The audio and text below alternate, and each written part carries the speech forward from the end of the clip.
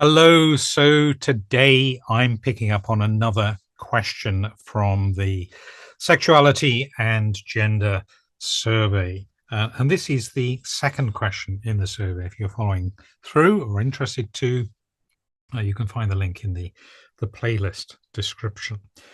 How frequently, if ever, are you aware of another person's expressed maleness or femaleness, whatever those mean to you, which is something we considered in a previous video?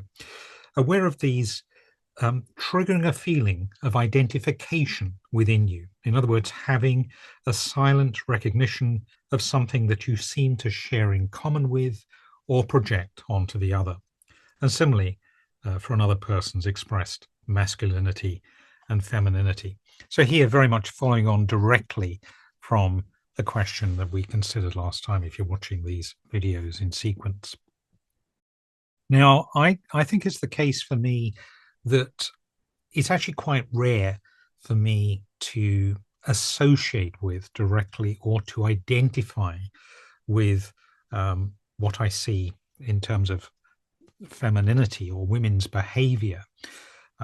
Is not something that I directly relate to in the main. There is an exception here, and that is actually when women are crossing their legs, sometimes in a bit of a fairly seductive way. That is something that I find myself being able to model, this idea of two people perhaps facing one another, tending to mirror each other. That's certainly something I found myself doing from time to time and wanting to doing. But that aside, if that is a natural feminine behavior, it's really the exception rather than the rule. And generally speaking, my modeling is very much of masculine natural behaviors, if that's what they are. I'm not aware of them most of the time anyway. So, but having said that, a curiosity or desire rather than an association or identification does feature very regularly. I was thinking of my days of commuting.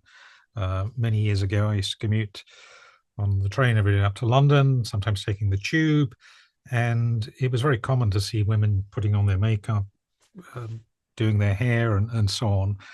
And I felt at the time a kind of jealousy very often when I saw that, thinking, "Oh my goodness, I wish I was really able to do that and able to portray the looks that they had, and kind of be in that situation." So that's one example of a desire or a curiosity that was there. It's not something, perhaps because I'm not commuting very much these days, it's not something I tend to observe quite so much or have such a yearning for, as it were. There's also something I think about the language of the eyes, and I'm generalizing hugely here, but I believe that on average, most women have slightly larger pupils proportionally relative to the face to men, and seemingly are better empathizers. I know there's been a lot of research done on this in the area of autism research. So one very well-known researcher there is Simon Baron-Cohen, who's spoken about the differential between men and women. Here we're talking about averages and we're talking about relatively small differences, but at the same time significant for women to be able to empathize and men being so-called systemizers. So men very much more focused on analysis, logic, women very much more drawing on intuition. Perhaps that has something to do with the fact that women, or at least some women, become mothers, and they are very intimately involved in nurturing their children. So facial communication, even before words are understood by a baby, become very important. Eye contact becomes very important. So this sort of broad eyes, this communication, this giving reassurance or whatever it is through the power of the eyes is something that I do actually relate to as well.